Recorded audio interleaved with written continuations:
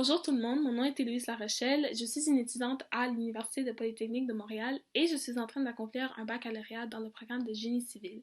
J'espère que tout le monde va bien en ce temps de pandémie et que vous vous gardez à l'abri du virus en lavant vos mains, en portant vos masques et en bien sûr regardant vos distances des autres. Donc aujourd'hui, je vais vous parler des commotions cérébrales au football. Le football a toujours été connu comme un sport de contact et qui entraîne malheureusement plusieurs blessures. Ça peut varier de entorse à la cheville, de blessures au ligament du genou, jusqu'à des blessures euh, à la tête, dont les commotions cérébrales. Donc, les commotions cérébrales consistent à peu près 7% des blessures au football et est malheureusement considérée comme la blessure la plus fatale de ce sport. En effet, même si les commotions cérébrales éventuellement partent, elles peuvent laisser des traces au cerveau à vie sur les joueurs. Donc, la présentation sera séparée en 3 parties. La première partie consistera de ce qu'est une commotion. Donc, je vais vraiment expliquer la définition d'une commotion et je vais dire c'est quoi les symptômes et les conséquences liées aux commotions cérébrales. Ensuite, nous aborderons le sujet des commotions cérébrales au football et je vais parler un peu de statistiques. Ensuite, la troisième partie sera question des solutions préventives pour diminuer le nombre de commotions cérébrales pour les joueurs de football.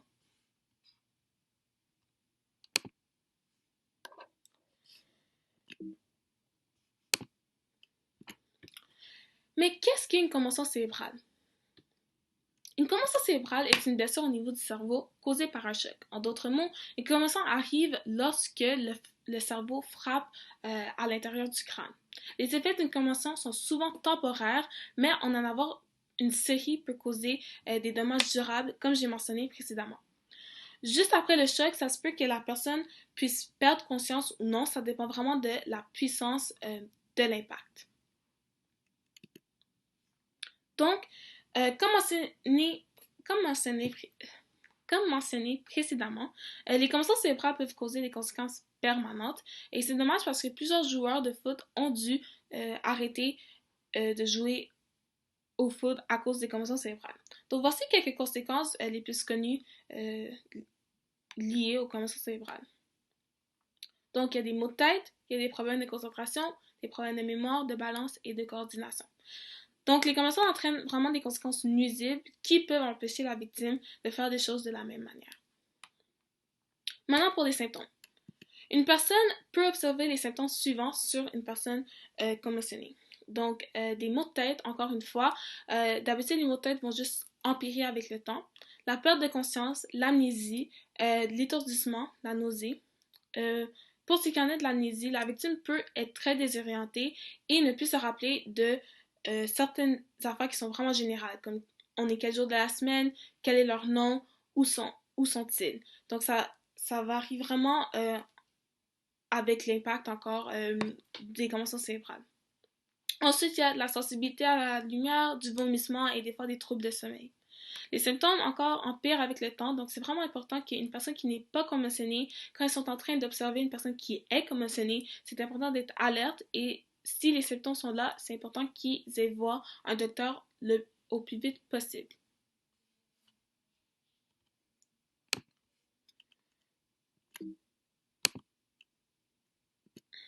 Ok, maintenant je vais parler des commotions cérébrales au football. Donc, avoir une commotion peut vraiment se produire à n'importe quel moment, à n'importe quel lieu. Cela peut arriver quand vous êtes en train de faire votre routine quotidienne ou lorsque vous êtes à une fête amie et vous cognez la tête. Mais c'est plus entendu dans les sports. Donc, selon l'Association québécoise des neuropsychologues, soit l'ANP, au Canada et aux États-Unis, les sports ayant le plus de commotions sont le soccer, le hockey et le football. Donc, à peu près 20 à 40% d'athlètes souffrent de blessures à la tête par année. Mais nous, on va plus se concentrer sur les commotions au foot. Donc, le nombre de traumatismes crâniens au football ne fait qu'augmenter à chaque année. À peu près 67% des joueurs de la NFL sont affectés par les commotions cérébrales.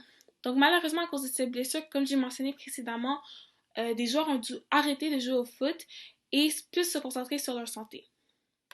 Donc, c'est rendu même au point que des corporations ont dû commencer des programmes d'études qui impliquent les athlètes faisant don de leur propre tête après qu'ils soient décédés et leur propre tête, leur propre cerveau en fait, pour que les scientifiques aient une meilleure compréhension des commotions cérébrales.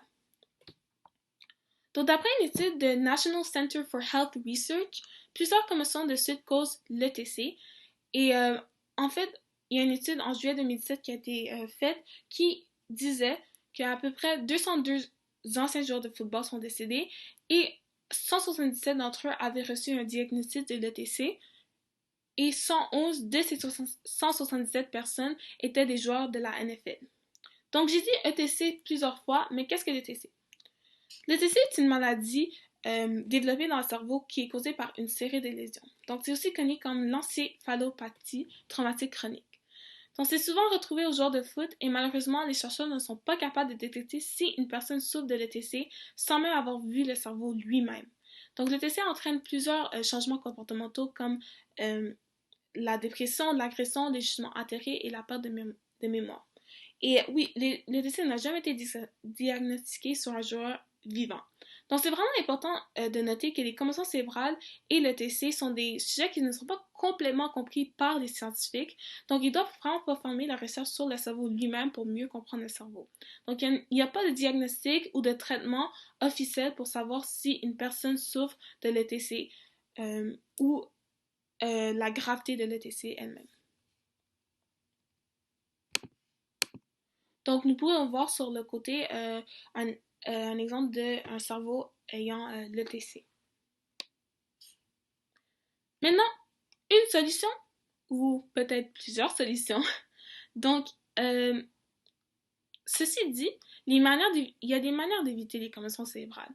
Donc, voici un tableau démontrant les avantages et les inconvénients de ces solutions préventives. Donc, j'ai 4 solutions qui sont les plus efficaces pour aider à diminuer le nombre de commotions aux joueurs de football. Donc, commençons par les casques. Les casques, c'est un équipement qui est fourni à chaque joueur et ils doivent le porter en tout temps ou le plus souvent possible.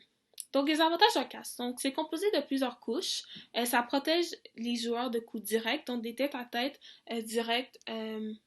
directement devant eux. Et le coussin empêche aussi des fractures au crâne. Malheureusement, le casque n'est pas à 100% efficace. Donc, ce qui se passe, c'est que les athlètes ont tendance de ne pas porter leur casque durant leur pratique, alors ils vont plus vouloir protéger leur tête durant la pratique. Malheureusement, ceci dit, quand ils portent leur casque durant les matchs, ça se peut que ils sont comme, OK, j'ai mon casque, donc je vais moins me protéger. Donc, ils vont plus prendre des risques, ils vont plus aller faire des tête-à-tête, ce qui augmente la chance de commotion. Et en plus, le casque, oui, le porter, c'est déjà mieux, mais les coussins ne protègent pas nécessairement la tête au complet. Malheureusement, les coussins ne protègent pas les coups de côté, car la tête va tourner et malheureusement, ça cause des commotions cérébrales. Ensuite, nous avons les protège-dents. Donc, peut-être c'est pas tout le monde qui sait que les protège-dents vont protéger la tête, mais oui, ça absorbe le choc et également ça protège les dents. Mais les athlètes doivent prendre des protèges qui vont être de sur-mesure, qui leur font correctement, parce que s'ils sont trop grands, ça se peut qu'ils mâchouent sur la protège, ce qui va réduire l'épaisseur et en fait, ça va juste pas aider avec toute la situation de un choc à la tête.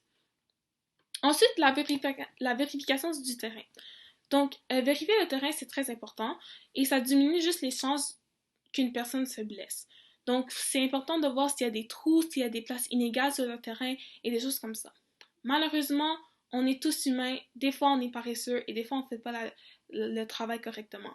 Donc, ça se peut que quand quelqu'un est en train de vérifier, peut-être il a vérifié 2-3 fois le terrain, mais malheureusement, il n'a pas vu un trou et il joue dessus et quelqu'un se blesse.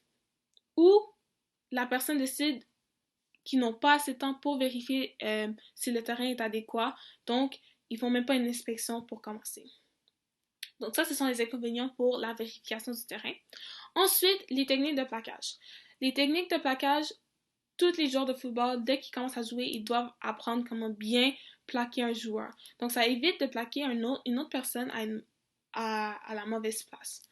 Les inconvénients de ça, c'est que, encore une fois, on est humain. C'est sûr qu'à chaque à chaque plaquage, ils vont pas nécessairement bien plaquer la personne et ça se peut que dans leur tête, ils vont juste devoir dire la personne peut pas passer, je vais la plaquer de n'importe quelle manière.